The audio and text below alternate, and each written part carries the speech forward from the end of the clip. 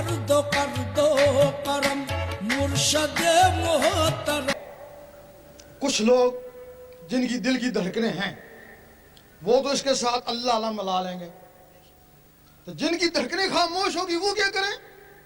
ان کے لیے کچھ طریقے ہیں جو زہر میں معیوب ہیں، لیکن وہ بڑے بہترین طریقے ہیں. امیر کلال کے پاس لوگ جاتے، فیض کے لیے جاتے، کہتے چلو کبڈی کھیلو. لوگ کہتے ہیں ہم تو فیض کے لیے ہے، بولتے ہیں ہمارا فیض کبڈی میں. ان کو خوب دوڑاتے، جب دل کی دھڑکنیں ابھرتی کہتے اب کبڈی کو چھوڑو، اب ان دھڑکنوں کے ساتھ اللہ ملاؤ. لال شہباز قلندر رحمۃ اللہ کے پاس لوگ جاتے، کہتے چلو ناچیں. وہ کہتے ہیں ہم تو فیض کے لیے کہ ہمارا فیض نچنے میں ہے. وہ ناچ آج تک مشہور ہے جس کو دمال بولتے ہیں. وہ لوگ نچتے، خوب نچتے. ہم نے وہاں خود دیکھا ہے، اس وقت اللہ سے نچتے، اب دم دم مست قلندر سے نچتے. وہاں دیکھا ہے کہ کچھ لوگ دم دم مست قلندر سے ناچ رہے ہیں، اس میں 2 آدمی بے ہوش ہو گئے ناچتے ناچتے. ایک کو میں پانی پلانے کے لیے گیا، دوسروں کو دوسرے آدمی پلانے لگے.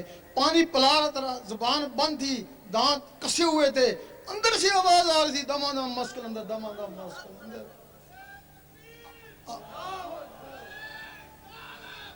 اور سوچا اس وقت دم دم مست قلندر سے قلبوں سے آواز آ رہی ہے، اس وقت تو یہ اللہ پہ ناچتے تھے، اس وقت ان کے دلوں سے اللہ کی آواز آتی ہے.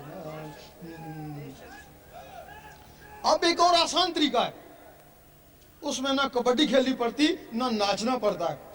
یہ اللہ کی ضربیں لگائیں، گھنٹہ 1.5 گھنٹہ جب اللہ کی ضربیں لگائیں گے تو وہی پوزیشن پیدا ہو جائے گی جو کبڈی سے ہوتی ہے، اور دل کی دھڑکنیں ابھریں گی، وہ دھڑکن کے ساتھ اللہ ملائیں. جب وہ رگڑا لگے گا گرمی بھی آئے گی، اگر گرمی لگے تو دروشی پڑے وہ اس کو ٹھنڈا کر دے گا.